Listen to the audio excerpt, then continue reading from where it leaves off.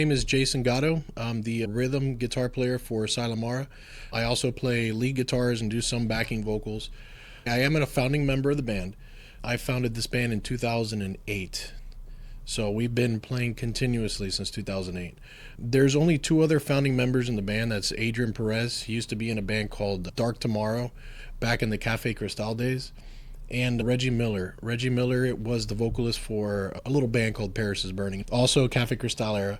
Before Silenmara was formed, I was in a band called Exit 13, which was a bit controversial back then because of the crew that I had in there, but not in a bad way. It was just kind of one of those things where we stirred up a lot of shit back in the day. Silenmara was actually a little side project that we were going to do. We wanted to play heavier music outside of Exit 13. Exit 13 was more like a radio rock band, kind of Seven Dusty. Silenmara came out of, we wanted to tune 7 strings down. We wanted 6 strings. We weren't doing 7 strings back then. We got drunk one night and started writing songs, and all of us, we were playing, I don't know if you know the video game Silent Hill. It's an old game, PlayStation game. Long story short, we were all pretty much obsessed with it. And we wanted to come up with a name that was Silent Hill-esque. So that night we had all been drinking a little bit, and we wrote something down on a notebook, and we just opened up a dictionary, pointed, and it was the word Mara, which means nightmare or a sleep paralysis. So I wrote that down, and they kind of wrote them down really close. So it spelled out Silent Mara with a T, but I took off the T and we just left it Silenmara because nobody's got that name. And it's one of those names that either you're going to remember forever or you're going to forget right away. So thankfully, I'm blessed with being in a band with such talented people. We all get along very well. I think that's what leads to our longevity. So I don't really see an end in sight. Oh man, I can wax long on this. I can tell you it's the people. Metal in general has a stigma about metalheads being these stinky, pissed off dudes that burn buildings down, fuck the government shit. But I will tell you that if you're a metalhead, you know that we are probably the sweetest dudes and women that you'll ever meet.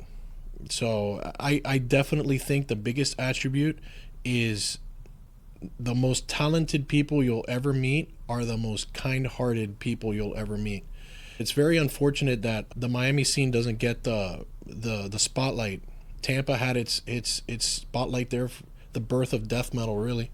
Miami has so many great bands, and I don't know what it is, man. There's a 100-pound blanket on top of all of us.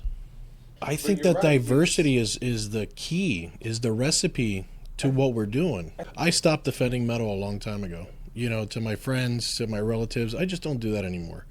I'm at a point right now where I just want to play music. Appreciate it, don't appreciate it. It is what it is. As you get older, I started playing guitar in 95, 96, immediately in a band. I felt that need to play with other musicians. And it was an uphill battle, man. It was always like, oh man, how you playing that devil music? I thought I raised you right. You were a church-going kid. I was raised Catholic, I'm worried for your soul. Silenmara doesn't have a single song that has anything remotely to do with devil worship. Not a single word. What's funny is I think I saw an interview with who was it? Tom Araya of Slayer. He basically said it's all an act. This is to get people riled up. You think that those people go backstage, eat a goat, and worship? But of course they don't. This is all a big act. It's theatrics, just like theater is. Yeah. I have customers and I work in aviation, so I have a large shop, and I always have music playing. And when customers walk in the door, I have to put the radio down. Yep. So one guy walks in, and I go to start putting the radio down. He goes, whoa, whoa, whoa, what are you doing? And I'm like, no, I'm just turning the radio down so we can have a conversation. I think I was listening to Awake by Dream Theater, and he told me this story of when he bought that record in 1994, and I'm like, holy shit, they're out there. This guy's coming in with a suit and tie, and they're out there, man. My personal playlist, man, I'm big into classic rock, huge Zeppelin head, big Pink Floyd guy. I even love Steely Dan. I love classic rock. Van Halen, of course. Van Halen's in my top 5. But as I started tooling around with guitar, it started going up towards, I started finding the virtuos, the Steve Vais, the Eric Gales, which is a monster. My personal playlist right now is going between retro wave, like the Midnight, Time Cop 1983, K-Lax, and then all of a sudden it'll break out into Meshuggah, and then you'll get some classic Iron Maiden. Soilwork is probably one of my favorite melodic death metal bands of all time. Probably my biggest influence, somewhere in the back of my lizard brain. But when it comes down to it, if I really love a band, I'm going to tattoo them on my body. And I have 3 bands that I've tattooed on my body, and one of them is Omnium Gatherum, Soilwork, and the birds from Insomnium. So I'm a big melodic death metal guy, and I think that's what shaped my musical personality the most. My influences are wild, man. I mean, I'll go from Santiago Dobles. He was in Agora, a Miami band, actually. They went pretty far. He was my guitar teacher for a long time. He's up there, but Jesus, Satriani was huge in my life. Petrucci was huge in my life. And I don't think I play like any of them because I'm just not that good. But I feel like I get a lot of my composition style from them. Like Chakra, there's a song right, that very top one up there. There's a break in the middle there. This song goes from just death metal, fast drill picking, to this big open 8-note chord where I use all 8 strings and it just shimmers out of this part. That's something along the lines that a prog band would do, like right. Dream Theater or Haken and stuff like that. So I mean, progressive metal has always been at the forefront of my brain. Symphony X, King's X, Pagan's Mind. Obviously, I think I said Dream Theater, but those bands have always been at the forefront of what I always wanted to do. But then when I pick up a guitar, it's not what comes out. I totally get it, because you come in with an intention. You're like, I'm going to write this song today. You spent all day wanting to get to your guitar, and you have this idea in your head. It's going to be this. I got an intro. I got a verse. I got to show the guys. Then you actually pick up the thing, and it has an entirely different idea for you. You think you're in control, but you're not. I watch these virtual guys play now, like Jack Gardner and all these dudes, Pliny, and I just, my brain can't wrap around the genius of these people. They are in control of their instrument. As far as composition goes and playing, I don't feel that way. I feel like I pick up a guitar, I have to ask it to please be nice to me today. Like, let's work together here. And that's just something I'm starting to realize. Now, I don't know if that's a good or bad thing. I think it's always good. I think it's always just the hope that what's in you. I've always said that I write music for myself. Because if you're in a band, you're not playing in a band to not play in front of people. You know what I mean? You're not releasing music for yourself. I want people to like it. I want people to listen to it. I've never been one to force it on people, because I do know it's a bit abrasive to regulars, but at the end of the day, we all have something to say, and we all have something that we want to show you. It's like that meme with the otter. You ever seen that meme with the otter, where he's got his guitar and he's like, nobody listens to my shit, and he's all like this. It's all of us, man. That's where the live show comes in, actually. I don't think we have anything that's unfair. I think that everybody has it in them to do what we do. We're nothing special. I think our secret weapon, if we had one, is probably Reggie. Okay. This dude's just a freaking RPG, dude. Like, he gets on stage and he explodes. Perception. You got to perceive the room as being an arena. You got to play to the dude in the front the same way you'd play to the dude at the door. You got to make that place 100 feet wide. You just got to do it yourself. The way that we do it is, I've never been one to headbang on stage. I've never been one to flip guitars. I'm giving it all to not fuck up. Like I said, I got to sit there and go, okay, here's a big one coming. Hype myself up, fuck it up anyway. But when we play live, there's something going on stage with us 5 guys, and we've said this after shows. It's like, it's magic. Even if we play like shit, everyone has had a blast, and we just want to do it again and again and again. I think coming in with that energy, knowing that you're going to do that, makes that room the size of an arena. Bingo. Whenever we have when we play smaller rooms, me and Marcus and Boris, we're all on wireless systems. So if we'll try to jump down and we'll go out and we'll play with the crowd, we'll drink someone's beer, buy them another one. You gotta bring those people forward. And if they don't want to come to you, you go to them. We've done that probably every show we've ever played. I'm sure if there's 2 or 3 people that have ever seen us live on this podcast or this video, They've probably seen us jump off the stage, order a beer while we're playing an easy part, and then drink it and then get back on stage. You gotta make the room yours. That's it. The bar. I've taken a piss. I've gotten off stage. I've played, taken a piss, come back on stage. You gotta have fun with it, man. You can't just be like, oh, fucking metalhead, man. That energy is. That's funny you bring that up because we played every single Kryptonite except for Kryptonite 1 and Kryptonite 12. We played them all. The first Kryptonite we played, which was KF2, we played on the floor. And we had 3 songs. We didn't have enough. We didn't tell Oski that. I'll tell Oski now. Mm-hmm. We didn't have enough songs. I lied to him. I told him, we got a whole set, right? We had to play the songs over again. And nobody knew the difference. It was great. Nobody knew who we were. Some guy was, I don't know, in Churchill's, they have those big poles in the middle. I don't remember who it was, but man, they were moshing so hard. This dude got his head hit against that pole, and he had to get a bunch of stitches on his eyebrow. I'll definitely back you up on that one. All these bands are fantastic, man. These guys, Medic, man. I met them at another radio station a couple weeks back, and man, I saw these kids sitting on the couch, and I'm like, holy shit, they're here. They're here. The replacements are here. And they were the ones, when we had the meet, they were the first ones that came over to me. I'm going to tell you that it's our job now to make sure that these kids make it. 100%. Now it's time for all us old heads to buck up or shut up. I mean, I don't know. I didn't have many people helping me at all with Silenmara. I had to learn all this shit myself. All the networking aspect. There's actually a business side to this whole thing. These kids don't know that. You can sit them down. You can't buy them a beer yet, but you can say, hey, look, if you want to try this, go over here. Publications, go here. If you want to get endorsements, do this. And there's people that will help you and that'll help you evolve, but you can't be lazy because this is 24/7. 100%. You got to attack what's under your control. Right. The only thing that's under your control is what's under your umbrella. Venues aren't going to pay. Period. It's just not, especially metal bands. It's just not going to happen. Don't not take a gig because they're paying you $50 or they're giving you a pitcher of beer. Do not play that show. I understand that whole mentality of, for exposure. It is a fucking joke, all right? I do believe that bands should get paid what they're worth, okay? But in the world we live in, that's just not going to happen.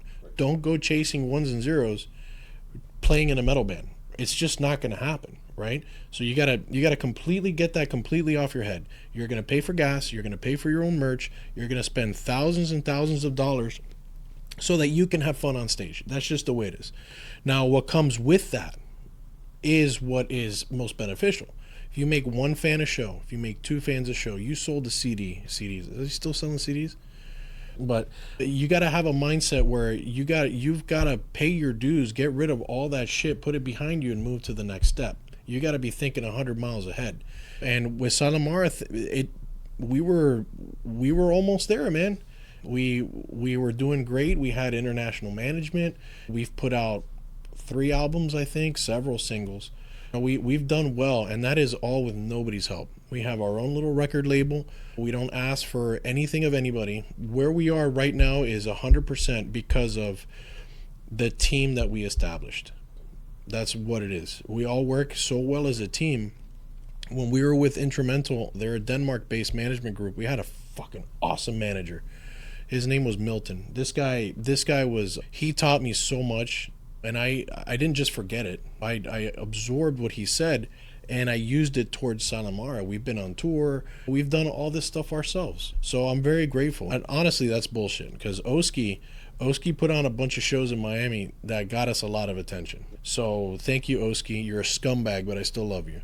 I'm just kidding. I don't love you. You're a scumbag. Just kidding. I love you. But Oski's done a lot of great work for the scene. He's always been there for that. So when I found out that he was coming back, I think I had texted him a couple times, yo, we doing something or what? Because after COVID, it was just doldrums, man. And we were trying, and he'd text me, and when Churchill's reopened, we thought, and then there was a glimmer of hope. There really was. And I think there still is. Honestly, I'm happy, even if we don't get Kryptonite there. I tell you what, man, I know that there has to be a distinct difference between Brewtality and Kryptonite Fest. I get that. But man, Lincoln Beards is awesome. For anybody watching this, if you get a chance, even if it's not for Brewtality, go drink a beer at Lincoln Beard, man. It is a fantastic place. Beer is amazing. Hell yeah. Good job, Lincoln Beard. I like that. I'll drink 17 of them before I go on stage. I'll show you some shit. You ever seen a 40-year-old fat dude fall off stage? So many great memories with every single band on here. I mean, Open Nerve, Born Beneath, Era's One, Inner, Curse of Three, Chasing Stars. That's a big up-and-comer, man. Chasing Stars is gonna... They're a big up-and-comer. I believe in them. This is as genuine as it gets. We don't use... We're fully analog. No fake drums. No fake guitars. Tube amps, acoustic drums, real bass, real talent. The only thing I could tell you is give us a chance, give it a listen. There's 3 very distinct eras of Silenmara. There's the Delve and Delusion era, the Collection Methods era, and then you have everything after Visionary. We changed dramatically. We were always, at the core, it's heavy progressive metal. Okay, a lot of time changes, tempo changes. But at the very, very core of what Silenmara is Brotherhood. It's this sense of belonging and real. It's all real. It's all real. So what you're listening to is a very unfiltered Miami melodic progressive death metal band. I think all 7 of them liked it. We've been lucky to have the same fans still follow us today. So I see a lot of familiar faces, a lot of people that still come to these shows. So they must have enjoyed it, because it did take a pretty drastic change. It definitely got heavier. But our new stuff now, I've always been a person that likes to co-write. I don't, there's been very few songs that I have written from beginning to end by myself. Before Marcus, we had Paul Casas, and me and him, we just bounced riffs off each other. And then when Paul Casas moved on to another band, and Marcus Noga joined us, he's in a band called Luxrum. I don't know if you ever heard of them. They're a Kryptonite alumni. Fantastic band. I think he was key to unlocking things that I didn't know I could do as far as songwriting. Mm-hmm. And it was one of those things where we said, fuck it, let's go. It doesn't matter. No one's listening anyway. Just put it out there. So if you look at all those songs in the top 5, every single one of those was a co-write with Marcus. All the other stuff, the other albums like Collection of Conscience, Methods, and Dark and Visionary. Well, Dark and Visionary was a split between Paul and Marcus. It was like that. Here we go after Visionary. But if you listen to our newer stuff, like Chakra was our last release, I think, or Coward was our last release. It's definitely 8 strings, down-tuned. It's still very melodic, because at the core, melody, if there's no melody, we're not finishing the song. And the melody starts with the guitars. Then Reggie does his magic on top of our stuff, and then it just becomes this giant like lasagna of melody. If I was to tell people the difference, Delve and Delusion was 2009. That song had our very first 7-string song on it. It was called The Elixir, which we re-recorded with Tony Choi of Atheist, the bass player for Atheist. He recorded that with Santiago Dobles, and then that album was mostly 6 strings in drop C or 7 strings in B standard. Then Methods came along. That entire record from beginning to end was all 7 strings in B standard or drop A. Then Dark and Visionary came around, and that was pretty much all drop A. And then the newer stuff is 8-string stuff that's either in G flat standard or it's in drop E. So it's boom, boom, boom. It's really, you would be surprised how much cool shit comes out of an 8-string, man. If you can get past playing a fucking Louisville Slugger, you can actually find a lot of really cool music in there. Yeah. It's like home base for me. Yeah. 7-string is, I like 6 strings, I like 8 strings, but I love 7 strings. And speaking of which, we're endorsed by Kiesel Guitars. We've been with Kiesel since 2017. We used to be with Mayonas before, but they picked us up, and they have been nothing but amazing. Family-owned business, which I really appreciate. Jeff and his wife and his son and daughter are just, menches, man. They're great people. Drop C is perfect for that. Because the step right after that is like, slow it down a little more, you get Sabbath. And those guys were as heavy as it gets. Yeah. He's staring right at me, dude. He is. He's ready. Like, don't talk to me. That's magic, because I like I said earlier, I'm one of these people that's very call and response. I'll create something and I'll pass it to the guys, and then they'll create another part, and it's like, okay, great, now let's do this. Let's go back to the verse, go back to the chorus. I've just never been one of those people that can write a complete song. I have a long drive. I work maybe 10 minutes from here, so I have to drive from here to Homestead. So there was a time that I would put on a song and go, why do I like this song? And I would get a pen on my knee while I was driving, and I would say, okay, it starts with the intro 3 times. Then it goes into a verse 4 times. Then it goes into a bridge. Then it goes into a chorus. Then it goes into the verse again. Then it's like a modified chorus. And then I'm like, all right, I'm going to do this. When I go home, I'm going to write 3 riffs. Even if they freaking suck, use it as like an experiment. Grab those 3 riffs, right? And follow that formula and just see what it does for you. Oh, I don't like this pre-chorus. And then before you know it, you're sitting on your computer chair hitting spacebar going, dude, what have I done? You know, I have a really good friend of mine, John, that tells me that. He goes, write every night. Write every night. So I might do that. I might start doing that. You know, it's exciting. That little meeting we had, I was like, my God, look at all these freaking awesome people you haven't seen in 10 years, 5, 6 years. It's we're all getting older, so that's why it's important that we help these younger bands navigate this hellscape. Absolutely not. There's a ton, man. Don't rely on people to put shows on. Put on your own damn show. Bring 1 out-of-town band, 2 out-of-town bands, and show swap with them. Those were my favorite shows. Warehouse bangers, man. They always sounded the worst, but my God, do you have fun in that? That's such a great. Many years ago, I don't even remember when this was, but we played a show with Yater. He used to be the drummer for Upheaval, and he helped a lot with Kryptonite. He had a warehouse, and man, we had such a good time with them at that show. I had such a great time at that warehouse party. It was awesome. I threw on my own festivals for years. I did 3.